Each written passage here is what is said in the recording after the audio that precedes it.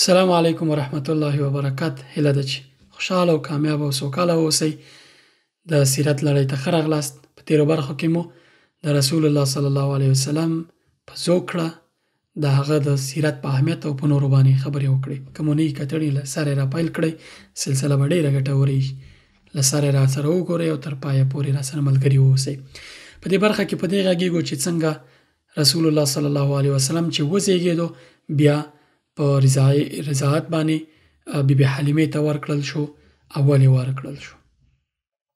کله چې رسول الله صلی الله علیه وسلم وزېږېد له هغې نه وروسته د ده په ژوند کې یوه مهمه پېښه دا وه چې هغه په رضاعت باندې ورکړل شو چې یوه بله میرمن هغه وروزي، هغه ته تی ورکړي او څو کاله وروسته بېرته خپل مور ته سپارل کېږي. لومړی په دې خبرې کومه چې ولې بیبي آمینې خپل زوی رسول الله صلی الله علیه وسلم یا محمد ابن عبدالله بیبي حلیمې ته په رضاعت باندې ورکړه. څو لاملونه لري.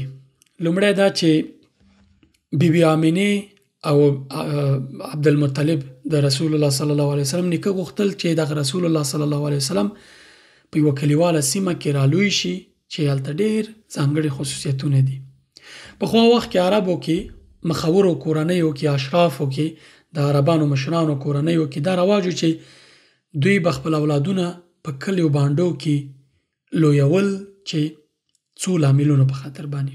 لومړی په ښار کې یا په هغه سیمه کې چې مدینه خو تجارتي مرکز و د ډېر وخت دپاره د یمن او د ځینو نور ځایونو نه به خلک راتلل تجارت دپاره دلته بیرته به تلل. معمولا چې په کومو ځایونو کې ښاري سیمو کې یا بیروبار سیمو کې چې خلک پکې ډېري هلته ناروغۍ ډېري، وایرس، بېلابېلې ناروغۍ، د ماشوم مړینه، د هر څه پکې ډېري. تاسې د کورونا دوران وکته خلک یې په کورونو ځکه کېنول چې دغه د بیروبار په خطر باندې یو بل سره د ملاقات په خطر باندې دغه ویروس ډېر خپور نه شي، نو خلک یې په کورونو قرنطین کړل او کېنول چې ګټه هم کړې وه. نو دغه څومره چې خلک سره ډېري په یوه سیمه کې تګ راتګ ډېري، ښکلول یا د ماشومانو یا تګ راتګ میلمستیاګانې د هر څه ډېري، همدومره ورسره د ویروس او د ناروغۍ کچه د خپرېدو کچه لوړه وي.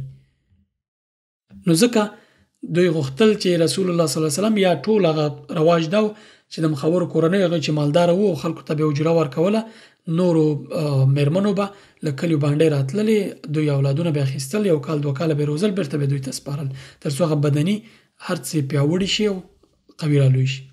نو دوی غوښتل چې د یو څو محدودو کسانو چې مثلا بیبي حلیمه وه د هغې میړه و، یو دوه ماشومان به و چې دوی سره وروزل شي دغه رسول الله صلی الله علیه وسلم او له ښاري مشکلاتو نه دی لرې وي.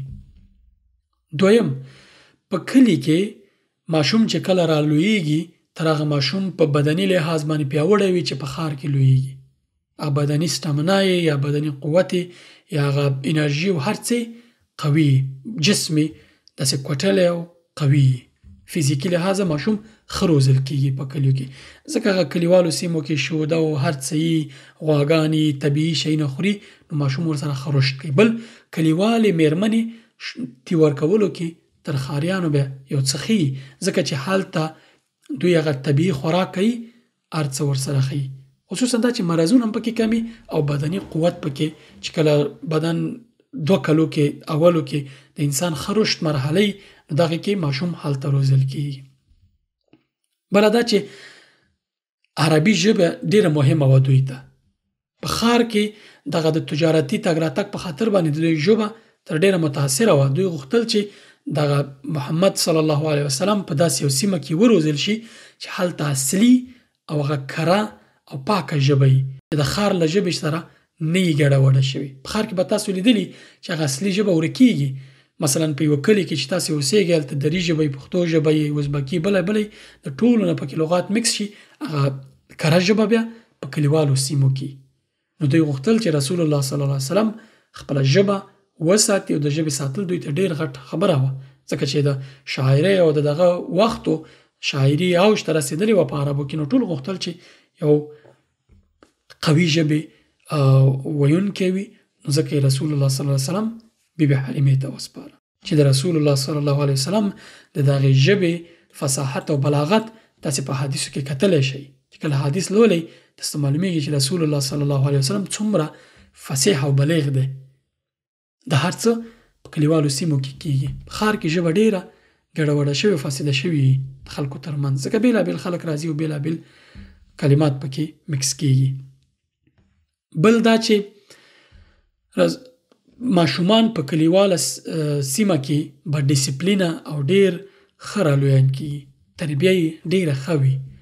نو دغې لاملونو په خاطر باندې بی بی آمنه دې ته چمتو وه چې خپل نوی زیږېدلی ماشوم څه وخت وروسته له زیږېدو بی بی حلیمې ته وسپاري. د بی بی حلیمې داستان داسې دی چې هغه په یوه کلي بانډه کې د بنو سعد په قبیله کې په یوه لرې پرته سیمه کې اوسېدله.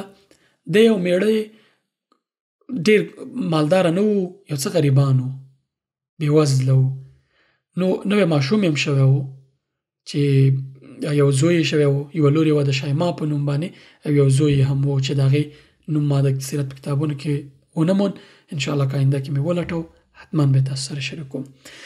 نو دوی تصمیم ونیو چې د دې دپاره چې دا لږ مالي امکانات ولري، لږ مال ترلاسه کړي او لږ ګټه وکړي، راځئ لاړ شو د دې نورو د کلي خلکو به موسم کې یو ځل په کال کې دغسې راتلل ښار نه، به ماشومان به ولل ته به روزل، بیرته به کال کې راوستل، میندو ته به سپارل یا به میندو ته ښودل، بیرته به ستنول. یو 2 کاله پورې به معمولا دوی ماشومان له ځان سره ساتل ډېر وخت چې و.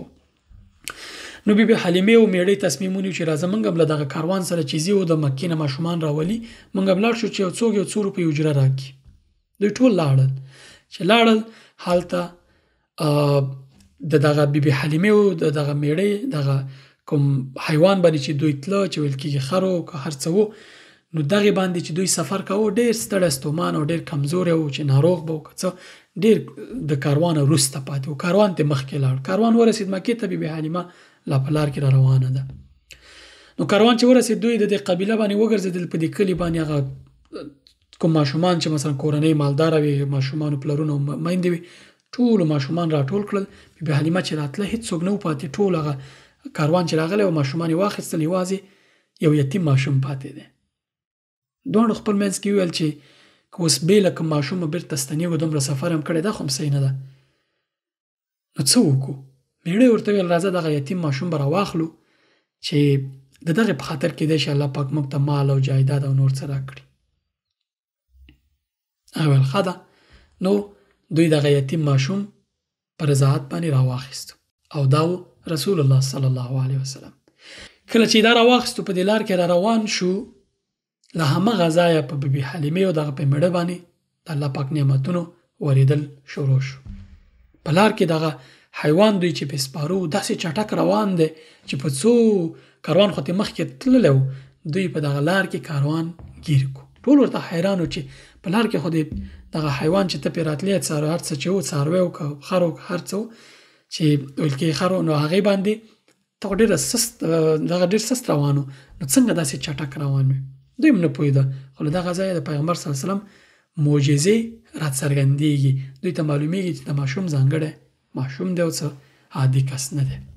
دوی چې کور ته راورسېدل، همغه ځینه د دوی په کور باندې برکت زیات شو، مال پکې زیات شو، امکانات هر څه پکې زیات شو. رسول الله صلی الله علیه وسلم بی بی حلیمې په کور کې روزنه یې پیل شو.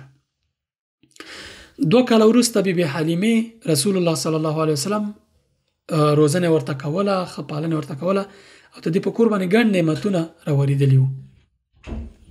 2 کاله نور بی بی حلیمې د رسول الله صلی الله علیه وسلم روزنې ته دوام ورکړو.